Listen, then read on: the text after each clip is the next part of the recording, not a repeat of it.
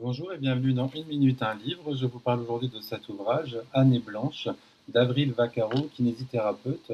Devenue brutalement handicapée à l'âge de 30 ans, elle est investie dans l'écologie, le féminisme et contre la discrimination subie par les personnes handicapées, en particulier à travers son engagement dans l'assaut handi-féministe Les Dévalideuses.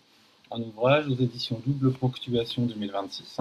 Alors, je viens justement de terminer la lecture de ce témoignage analytique et je souhaitais vraiment partager mon ressenti de lecture dans l'immédiat afin de garder intact mon état après lecture.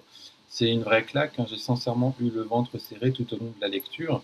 Tout d'abord, ce n'est pas un écrit sur la résilience, un écrit de résilience, ce concept que l'autrice met à distance, notamment du fait de son caractère souvent injonctif. Avril Vaccaro nous emmène dans sa vie durant une année, au moment où sa vie a basculé, ce qui n'empêche pas quelques anamnèses. Et ces lignes nous sont partagées afin de ne surtout rien oublier. Nous avons accès aux pensées de l'autrice, au suivi des soins, à son quotidien. Il ne s'agit pas d'un combat, mais d'une survie selon les étapes du parcours. Il ne s'agit pas d'une proposition seulement individuelle, mais plutôt une porte pour nous donner accès à la réalité de l'accompagnement sanitaire, aux conditions du respect de la dignité, lorsque votre corps est à l'image d'un corps prison. Alors comment communiquer, comment exprimer ses besoins, comment accepter les démarches entreprises pour vous aider, vous rapatrier, quel soutien des pairs, des proches. C'est le témoignage d'une personne qui invite à prendre conscience que la vie de n'importe qui peut basculer à n'importe quel moment, n'importe où. Parfois le corps envoie des signaux, faibles ou forts, c'est aussi un appel à les écouter. C'est également un ouvrage politique, plus précisément, l'idée est également de donner à voir le validisme systémique, de comprendre les attitudes et agisses des personnes dites valides, de penser ses propres comportements et attitudes qui peuvent, parfois malgré soi, s'inscrire dans cette perspective validiste.